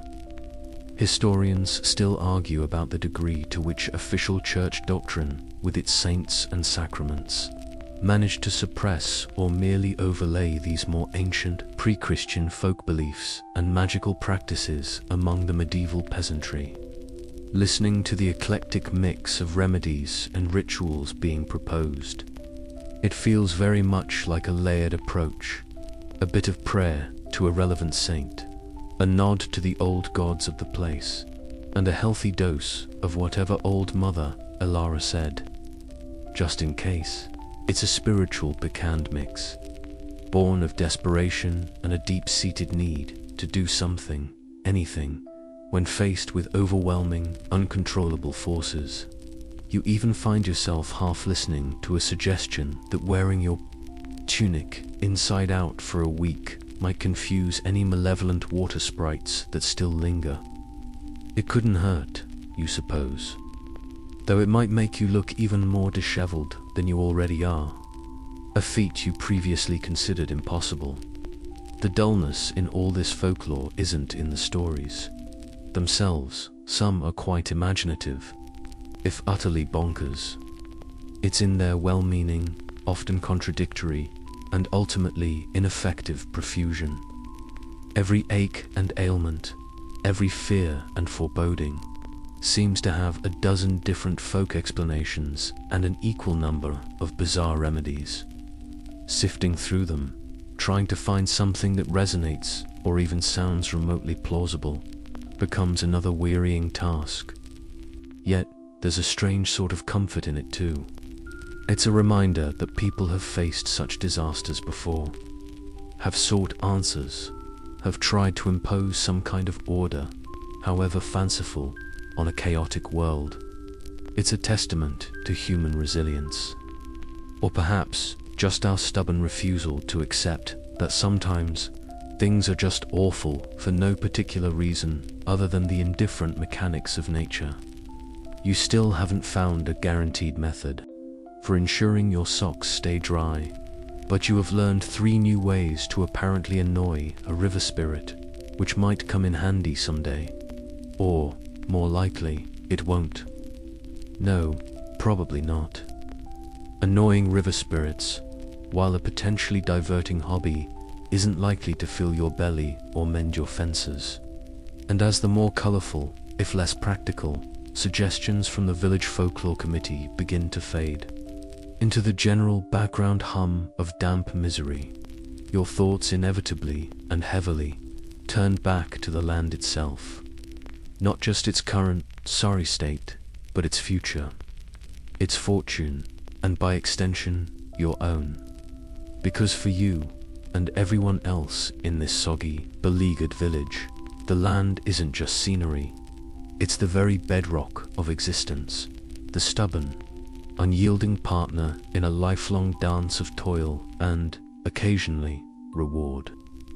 Right now, that partner is looking decidedly worse for wear, as if it's been on a 3-day bender with a band of particularly unruly trolls and then been asked to run a marathon. You stand at the edge of what you still were, with a touch of bleak optimism core your field.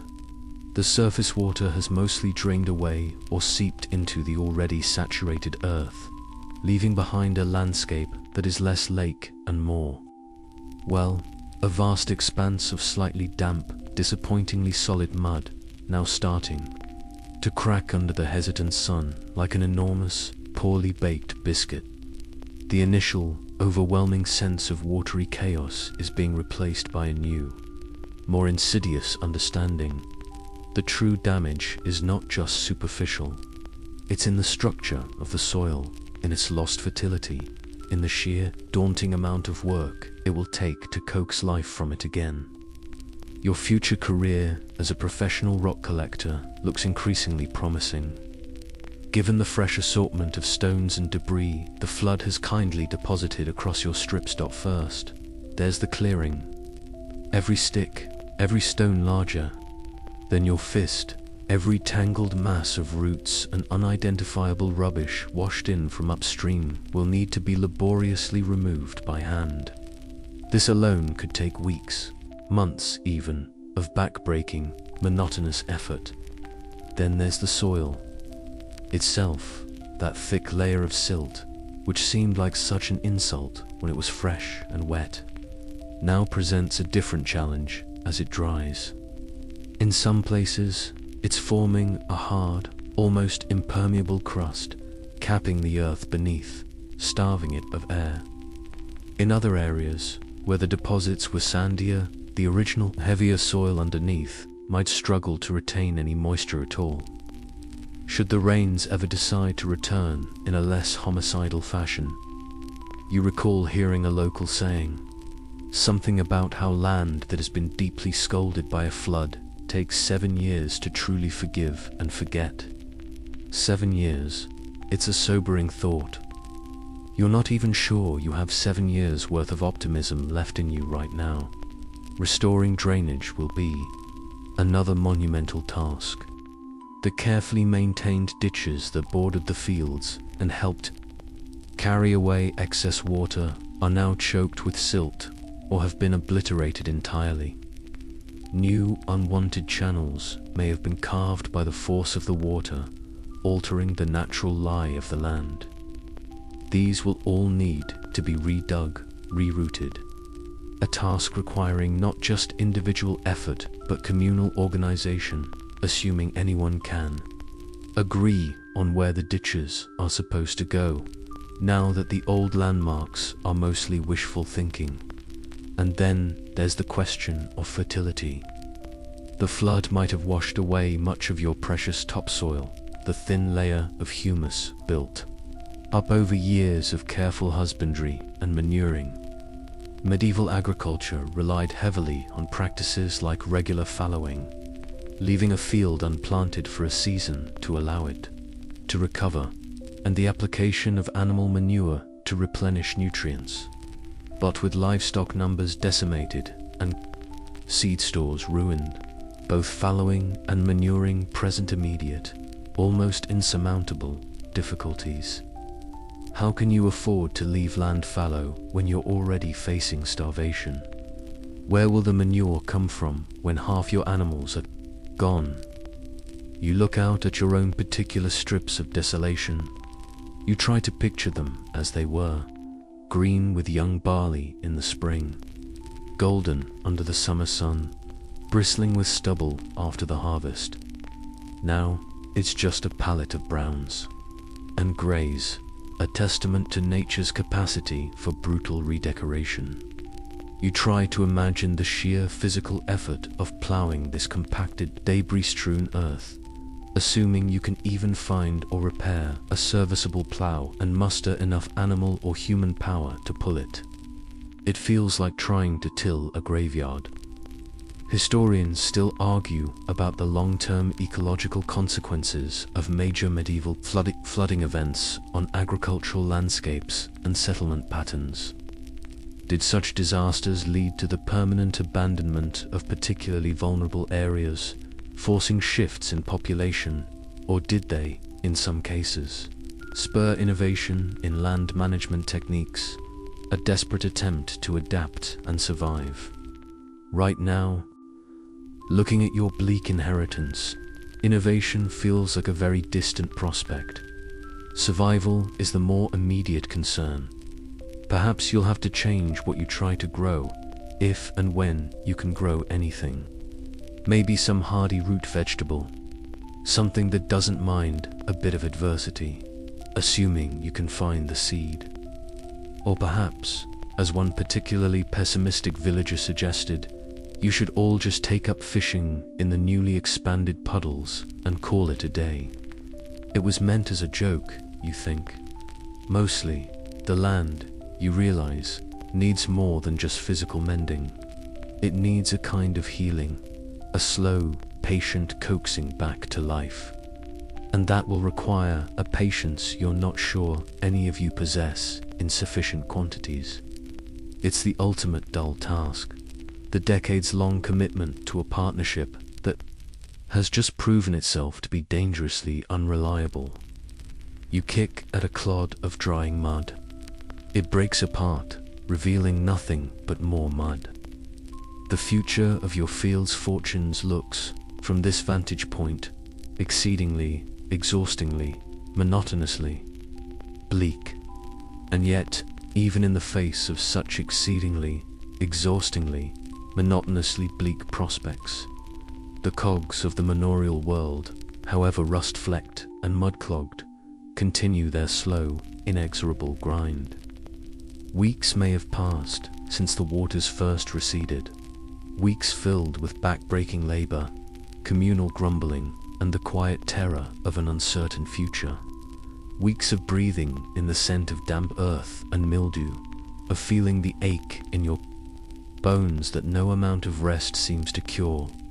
But now, the summons has come, passed down from the reeve, Thomas, who looks as though he personally carries the weight of every lost turnip and drowned chicken in the village upon his slumped shoulders. It's time for the final scratched tally.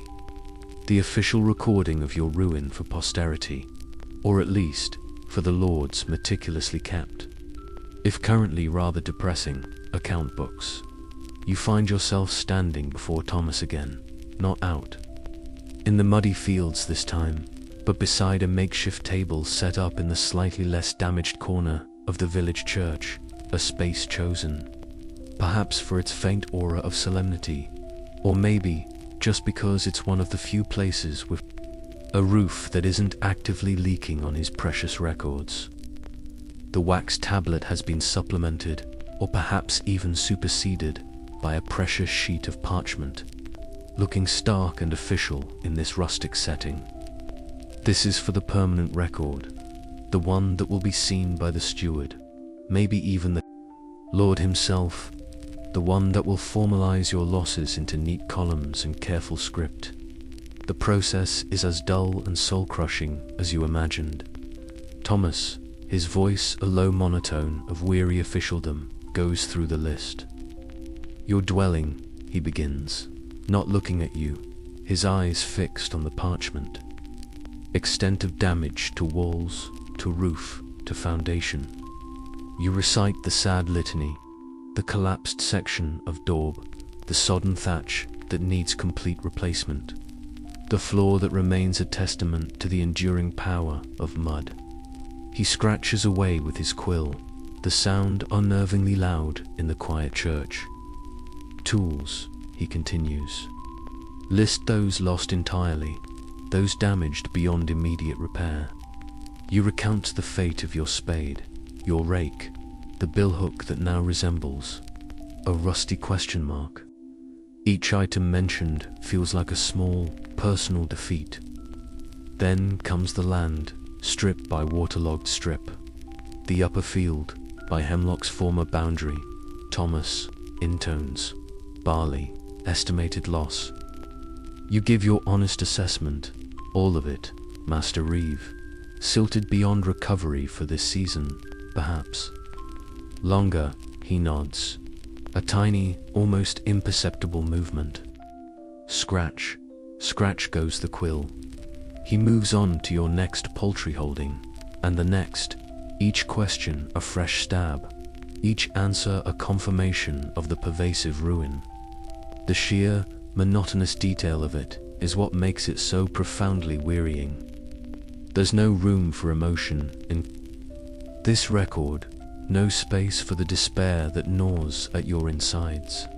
It's just facts, figures, a cold, hard accounting of disaster. You wonder if he has a special symbol for heartbreak, or perhaps a shorthand for utterly devoid of hope. Probably not. Such things don't balance well in a ledger. The livestock section is perhaps the hardest. Your cow, Daisy, he says. And for a moment, his voice softens, just a fraction. He knew Daisy. Everyone knew Daisy. She was a good milker. Lost to the lung sickness. 3 days passed. You reply, your own voice, barely a whisper. Scratch, chickens. You give the number of the drowned, the missing, the one still attempting to become a duck. He even records the name of your pig that was found in a state of blissful contentment amidst the muck, though you suspect that's more for Thomas's own grim amusement than for any official purpose. Manorial records, the court rolls, the account books, the detailed surveys known as extents, were the backbone of medieval rural administration. They tracked holdings, dues, disputes, and, yes, disasters, often with a laconic precision that could be chilling in its understatement. Historians still argue about how accurately these accounts truly reflected the full scale of peasant suffering and economic loss, or whether they were sometimes framed to minimize the Lord's own financial setbacks or to justify future exactions. Looking at Thomas's tired face, you suspect he's just trying to get through the day without screaming. Finally, after what feels like an eternity of reciting your woes, it's over. Thomas carefully blots the last entry. He doesn't offer words of comfort, no false promises of aid that he cannot guarantee. There's just a heavy silence, filled only by the distant sound of someone attempting to clear a blocked ditch with much effort and even more cursing. You feel strangely empty, as if the act of verbalizing all your losses has somehow hollowed you out. This final, scratched tally, this meticulous record of your misfortune, offers no solace, no immediate path forward. It is simply the full stop at the end of a very long, very miserable sentence. The dullest task of all, perhaps, is this formal acknowledgement of defeat, this reduction of a lived catastrophe to mere ink on a page. And now, even that is done. The day is drawing to a close. Just as our story of these soggy, difficult times is gently winding down, the light outside the small church window has softened, and the sounds of the village, the weary calls and the clatter of desultory work, begin to subside into the deeper quiet of the approaching evening. You have walked with these medieval folk through the muddy aftermath of a world turned upside down, felt the chill of the water, the sting of loss, the heavy weight of an uncertain morrow. You've witnessed their small arguments, their shared anxieties, their quiet acts of perseverance in the face of overwhelming odds. You've seen the land, their unyielding partner, in its moment of fury and its slow, stubborn refusal to icily forgive. You've peered into the nooks and crannies of their domestic lives, not in moments of grandeur or high drama, but in the quiet, surprisingly dull, and deeply human tasks of simply trying to reclaim a life from the mud. And as you now prepare to leave this place, this echo of a medieval world, take with you not the sharp edges of their hardship, but the soft, blurred lines of their endurance. Allow the sounds of their struggles to fade into a gentle murmur, a distant rhythm that merges with the quiet of your own space. Let the images of the sodden fields and the leaning cottages soften, becoming less distinct, more like a watercolor, painting left out in a gentle rain. The anxieties, the fears, the endless repetitive tasks, let them all recede now, carried away on a slow, outbound tide of thought, leaving behind only a sense of peace, a quiet stillness. The work is done, for them, for a time, and for you, as you drift towards rest. The ledger is closed, the tally made, and now only calm remains.